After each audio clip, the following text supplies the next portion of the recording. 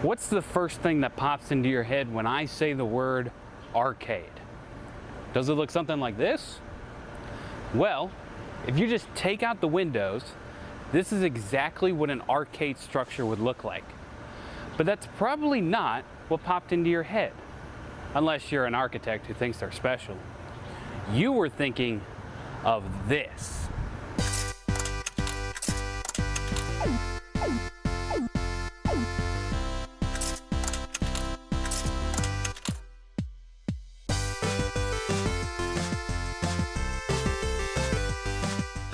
Now this is more like it. A building full of coin-operated machines that people would put their hard-earned allowance in and protect those three lives for as long as they could.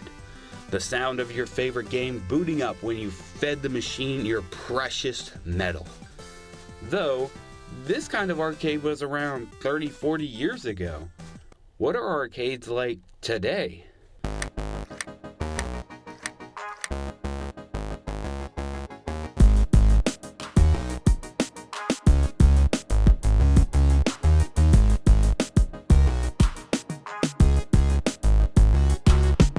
So many games to choose from, neon lights everywhere, more than just money-operated machines. It's like a never-ending party. Arcades have been around for over half a century. So how did we go from the coin-clanking machines of yesterday to the card-swiping mayhem of today? I wanted to find out.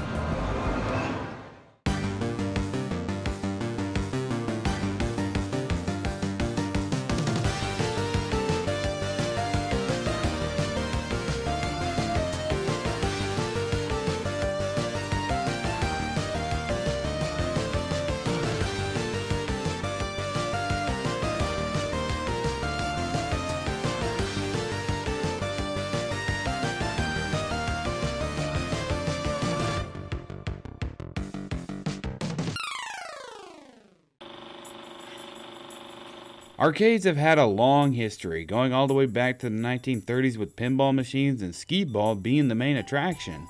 The first arcade game was created in 1971 going by the name of Computer Space. It was designed to be a coin-operated video game, which is how it got credited as the first arcade game. The game featured the player as a rocket, evading and destroying missiles and flying saucers, with the goal of getting as many points as possible in a set period of time. It was created by Nolan Bushnell and Ted Dabney, who were the creators of Atari. And what was Atari best known for? Okay, that's fair, but I was talking about this. Pong. Though it wasn't the first video game ever, it was one of the first arcade games ever, right after Computer Space. It did start the trend of video games replacing pinball machines over time, and though pinball machines weren't fully replaced, video games did become the focus of arcades. With arcades having an almost century-long history, everyone has their own definition of what an arcade is. A place to come play, different styles of games. Depending on what you're looking for, there are what most people would consider the classics, the platformers, the side scrollers. What we here at Nicaragua do is primarily redemption-based family play. A lot of it is just to go ahead and certainly enjoy your time, win some tickets, and cash those in for prizes. Yeah, that's an interesting question because a lot of people would have pre-assumptions that, oh, every arcade's the same. Every arcade has, this machine or pinball or, some will even have, Xboxes and PS4s and console games set up. And others like ourselves, we're happy to host, 100 different arcade 80s cabinets. I would describe it as a place to play a special kind of video game, one that's only really meant to be played at a specific arcade location where you can get a community together and try to get a high score in something. Or maybe there's a multiplayer game there and you can compete together or work together. There's a lot of games with different kinds of interactivity and stuff that you can't really get when playing a video game at home. Space Invaders, Asteroids, Pac-Man, everyone's heard of at least one of these games, since they brought in the golden age of arcades starting with 1978 Space Invaders. Pac-Man had the biggest impact with over 350,000 cabinets being sold in just under 2 years. Donkey Kong came along and was the first platforming game, the second to feature multiple levels next to Konami's Scramble, and had more of a story involving saving a damsel in distress. Those weren't the only games during the Golden Age though. Frogger, Galaga, Galaxian, Centipede, Dig Dug, Donkey Kong Jr., and Tron were all released between 1978 and 1982. So arcades did take a bit of a hit. Back in 1983, there were a lot of doppelgangers popping up here and there on the market. There was also the whole controversy of parents seeing video games as dangerous for their child. This was the first instance of it. But then, even though when they found stable ground, there was more to come. Competition. The Nintendo Entertainment System. Sega challenges you with the ultimate video games. Knockout games like Rocky, Gangster Town. Sega, the challenge will always be there. Nintendo Entertainment System. Now you're playing with power. Home consoles were now in the market of making video games, and the idea of staying at home and playing games was more appealing than going out to an arcade. Many companies like Nintendo, Namco, and Konami moved to focus on making games for home consoles rather than arcades. The late 80s hit arcades hard and almost made them go out of business. Now the worst part was the game porting, and Nintendo was the first to do this. Do you know what the NES's launch game was? It was the arcade Donkey Kong game, and not even a year later they would port Mario Bros, and now two of Nintendo's most popular arcade games could be played right from the comfort of your own home. Namco was next to follow. In 1988 they released Pac-Man and Galaga for the NES, and by 1990 all the biggest arcade games have been ported to the home consoles. There is quite a significant difference. When you're playing a console game or a handheld game, you're not really under any kind of pressure to do the best you can. You're just enjoying an experience because you have all the time in the world to play it. Because you bought it, you now own it, you can play it as much as you want. Meanwhile, when I was at an arcade, there's a lot more pressure behind them because you're only going to an arcade temporarily. You don't live there, so you can't play it as much as you want, and you spend money on it per game you play. So there's always the incentivification to want to get the highest score possible, or play to the best of your ability, or get the most out of said arcade game with the money that you spent on it. At-home gaming, it's certainly going to draw the appeal of your own comfort. It's whatever you want to play, depending on the cost of your own equipment, even if you're going to consoles or PC. I find that arcades are more of an atmosphere, I would say. It's certainly something that it draws the crowds out, and I hope that people can recognize that it's just a place to go for fun outside of like a movie theater or the mall or the world in of itself. There's a social aspect, couch co-op is very popular, sitting next to your friend on the couch is fun. But we have like 8-player games in here, 4-player games where it could be random people you're meeting on the street, just socializing with anybody. But what sets us apart from that is just getting out in public, and it's something that we've really lost as a generation society right now. So we provide a halfway between the two, where you're engaged in technology, like at home, but then maybe perhaps most people when they're in here, they're not on their phones, socializing on the internet like that. They're just really engaged with the people they came with, the random people you meet. And it's something that you can't get at the house. You have to leave the home to really interact face-to-face with people.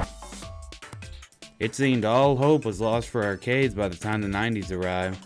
That was until 1991, when two games would breathe life back into arcades. Test your might. Mortal Kombat and Street Fighter II were first exclusive to arcades back when they first came out. Street Fighter in 1991 and Mortal Kombat in 1992.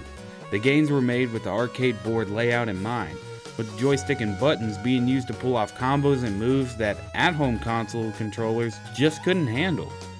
Though they later released to home consoles after a couple years, the arcade versions were much preferred. At the same time, we saw the rise of interactive machines like Dance Dance Revolution. It was thought to be a failure at first, but it eventually became a huge success. It looked like the storm was over for arcades.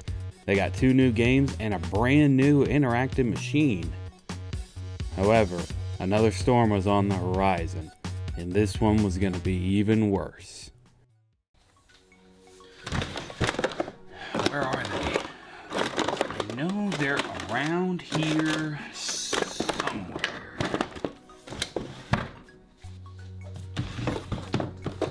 Aha! There it is. Grandma's favorite gift to her grandbabies. You know, plug and play consoles really were just handheld arcades. They had all the games. Well, the official ones at least. It was a sign that arcades couldn't use video games to entice customers anymore. Because as the name implies, all they had to do was plug and play. Why were plug and play consoles so popular for a short while? Because they were cheap and were advertised to hell and back. The whole plug and play system started in the early 2000s. Namco had several official plug and play consoles, but the bad part was all the cheap knockoffs. Not just Namco systems. There were a whole bunch of third-party 50 games in one plug and play consoles all over the market. Remember how clone games of arcade games were popping up around this time? It was out of control for the plug and play consoles. Paymaster.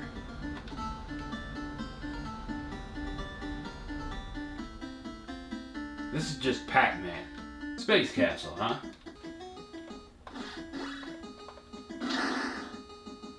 This is Space Invaders, but mushroom style. Push the ball.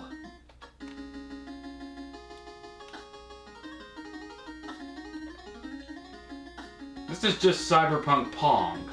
And on top of that, they were advertised 50 games in one, but 20 of them were just the same kind of racing games with a different texture pack. Plus, out of the 30 other games on the system, only 5 of them are really worth playing. The other 25 look like this. Yeah, Dad, I'll mow the grass.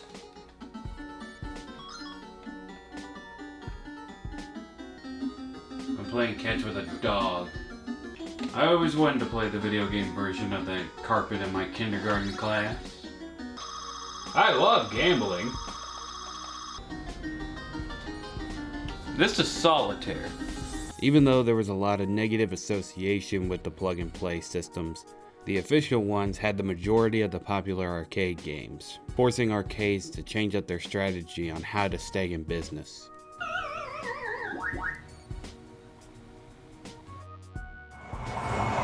Racing simulators have been around earlier than you would think. It all started when Namco released Pole Position in 1982. The racing simulators then became even more popular that even Mario joined the party in October 2005 here in North America with Mario Kart GP. As technology keeps advancing, racing simulators are getting more immersive by the year. From something as simple as blowing wind in your face to literally being in a car and feeling what's happening on screen. Though the same problem would arise again, racing simulators were able to be recreated at home. Sure, not as immersive as the arcade counterparts, but enough to make it feel real. People can build their own racing, driving, trucking, flight simulators in their own home, forcing the arcades to make their racing simulators as immersive as they have. Not even the racing simulators are safe.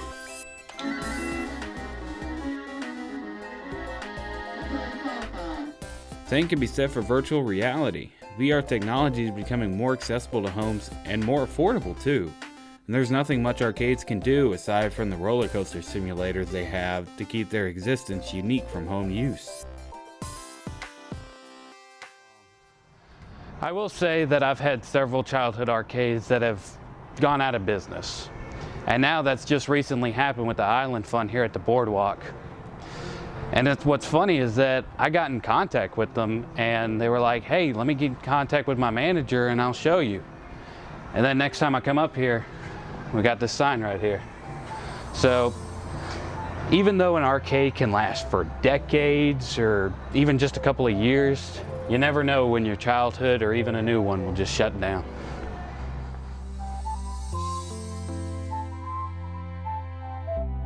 Flash forward to the late 2010s and arcades seemed to be at their wits' end. No more ways to bring in customers other than making their games more interactable. It looked to be a slow burnout for the business of arcades. However, no one expected a resurgence quite like this. Retro arcades. Recreation of 70s and 80s arcades started popping up across the United States, and they weren't just lasting a couple months, they were here to stay. Retro arcades specifically appeal to one type of demographic, nostalgic kids from the 70s and 80s wanting to relive the glory days. The plug and play, the remasters, they don't satisfy the original feel of playing those cabinets. Though, to be safe, the retro arcades do have restaurants and bars in their buildings too. Nostalgia is probably going to be the biggest draw in that. I feel like it's certainly going to go ahead and make them think like, oh, you know, arcades back then. I'm probably would assume even just the success of Stranger Things, the Netflix show, and the way that they showcased how, you know, the atmosphere and environment was back in the 80s. I mean, Mad Max's episode was probably a great showcase of, you know, this is how things were. Look how enjoyable the environment was. Look at just like the sheer competition again, you know, competing for high scores essentially. Yeah. And then knowing that the draw and the environment is there. If someone wanted to go ahead and try and recreate an environment such as that, again, bringing in classics, you're going to find the right demographic. People are going to come looking for you regardless. The Gen X, right? The guys who grew up on it. Exactly. And those are our diehards. We love our regulars, and they come in and they put high scores on all the machines, and they know what they like and what they don't like. And it's just a symbiotic relationship with all different age groups. That magic isn't the same if you're having it easily accessible at home. There are ways to get a similar experience at home via like the arcade one-up machines where you buy a put it together cabinet to get a at-home arcade experience. And while it is a somewhat satisfactory solution to playing an arcade game at home, it's still not really exactly the same. Retro arcades are more than just a nostalgic trip for people who grew up in the 70s and 80s. Retro arcades act as a piece of history that younger generations can experience. Even if it's something as simple as playing a video game, there's something so beautiful with younger generations being able to experience a piece of the past. The future of arcades has always been thought to be bleak. People only thought that they could work attached to restaurants and that they could never be their own business. And sometimes that's the case. But it doesn't matter that arcades go out of business from time to time. What matters is that they change throughout their history, and that's what has allowed them to be what they are today. It's allowed them to just flourish even more than they have in the past. The whole idea is that you change with the times and take advantage of the opportunities that come your way. Arcades have been through a lot over their lifespans, from the competition of at-home consoles to the lack of unique gaming experiences to the evolution into the amusement-like parks with more than just money-operated machines. Arcades set the medium for fighting game controller layout. Every fighting game has a joystick attachment in some way or another. They invested in the racing simulators, and it's still paying off in the long run. Every chance they got to make a new experience for customers, they took it. They now focus on the business model of a place the whole family can enjoy, giving families something to do together as, well, a family. People have thought arcades were toast many times, and yet they're still around, which proves arcades still have value in our social world. If you can afford to stay in the game and keep bringing, cutting edge products to the public before they get to the home, that's one thing that we do here with pinball machines, is that we get a pinball machine that just came off the factory floor, brand new machine, and the customers can come out to us to play it rather than make that $14,000 purchase. Like, you can certainly create whole open worlds, and you can, experience whatever it is you're looking for with the advent of such technologies. And again, the whole draw of a home console, or even again like a home PC system, you seem to be missing out on the environment. You seem to be missing out on a bit of the camaraderie. I know you can play online with a lot of games, you can definitely play online with a lot of machinery, but I feel like there's just more fun to be had playing together physically. Going out to an arcade, going out to an environment, and recognizing like, hey, let's go have some fun together.